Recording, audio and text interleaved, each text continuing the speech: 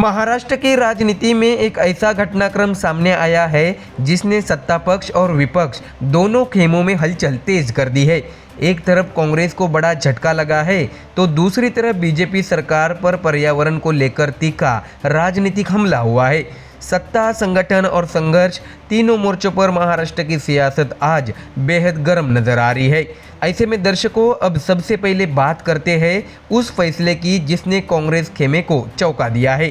कांग्रेस के दिवंगत दिग्गज नेता राजीव सातव की पत्नी और विधान परिषद की विधायक डॉक्टर प्रज्ञा सातव ने कांग्रेस छोड़कर आधिकारिक तौर पर भारतीय जनता पार्टी का दामन थाम लिया है। जिला परिषद चुनाव से ठीक पहले आया यह फैसला कांग्रेस के लिए किसी बड़े राजनीतिक झटके से कम नहीं माना जा रहा है। ऐसे में दर्शकों, जानकारी दे कि आज मुंबई में डॉक्टर प्रज्ञा सातव ने विधान भवन सचिव जितेंद्र बोले से मुलाकात कर अपनी विधान परिषद सदस्यता से औपचारिक इस्तीफा सौंपा। गौर करने वाली बात यह है कि उनका कार्यकाल वर्ष 2030 तक था, बावजूद इनके उन्होंने विधायक पद छोड़कर बीजेपी में शामिल होने का फैसला किया है।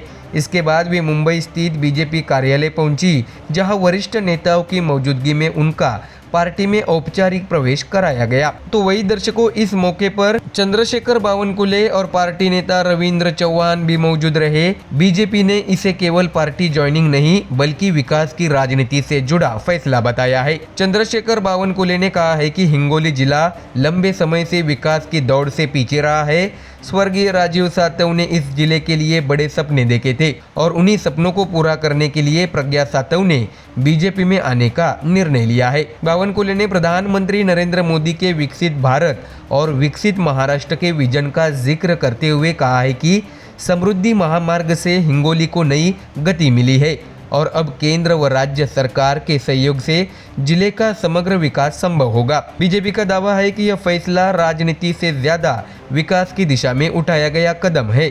ऐसे में दर्शकों, कांग्रेस के लिए नुकसान सिर्फ एक विधायक के जाने तक सीमित नहीं है। राजीव सातव राहुल गांधी के बेहद करीबी नेताओं में गिने जाते थे। 2014 की मोदी लहर में भी वे उन चुनिंदा कांग्रेस सांसदों में शामिल थे जो जीत दर्ज करने में सफल रहे थे। ऐसे नेता की पत्नी और खुद 2 बार विधान परिषद सदस्य रह चुकी प्रज्ञा सातव का बीजेपी में जाना हिंगोली ही नहीं पूरे महाराष्ट्र में कांग्रेस की सियासी स्थिति पर सवाल खड़े कर रहा है। तो वही दर्शकों, अब जरा रुक करते हैं दूसरी बड़ी खबर की ओर, जहां सत्तारूढ़ बीजेपी सरकार पर विपक्ष ने सीधा हमला बोल दिया है।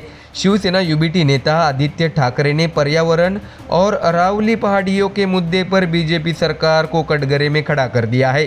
सोशल मीडिया प्लेटफॉर्म एक्स पर पोस्ट करते हुए आदित्य ठाकरे ने कहा है कि लोग अब पर्यावरण के लिए सड़कों पर उतर रहे हैं, आवाज उठा रहे हैं और विरोध भी कर रहे हैं।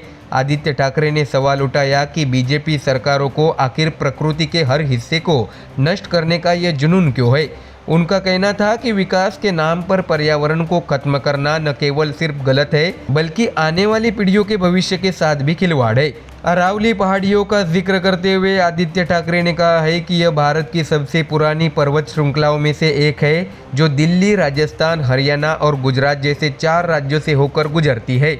यह पर्वत श्रृंखला देश के पर्यावरण संतुलन, जलवायु और भूजल संरचना के लिए बेहद अहम है। तो वही दर्शकों, आदित्य ठाकरे ने चेतावनी देते हुए कहा है कि इतिहास बदलने की चाह समझ में आ सकती है, लेकिन उपमहाद्वीप की सबसे पुरानी पर्वत श्रृंखलाओं को बदलने का या खत्म करने की कोशिश देश और पूरे ग्रह के लिए बेहद खतरनाक साबित हो सकती है। यानी दर्शकों, एक तरफ बीजेपी कांग्रेस के मजबूत गढ़ में सेंध लगाने का दावा कर रही है तो दूसरी तरफ विपक्ष बीजेपी पर प्रकृति और पर्यावरण के साथ खिलवाड़ का आरोप लगा रहा है। जिला परिषद चुनाव से पहले ये दोनों घटनाएं महाराष्ट्र की राजनीति को नई दिशा दे सकते हैं। सवाल यही है, क्या विकास के नाम पर हो रही राजनीति जनता को साध पाएगी या पर्यावरण और विचारधारा के मुद्दे पर सियासी समीकरण बदल देंगे।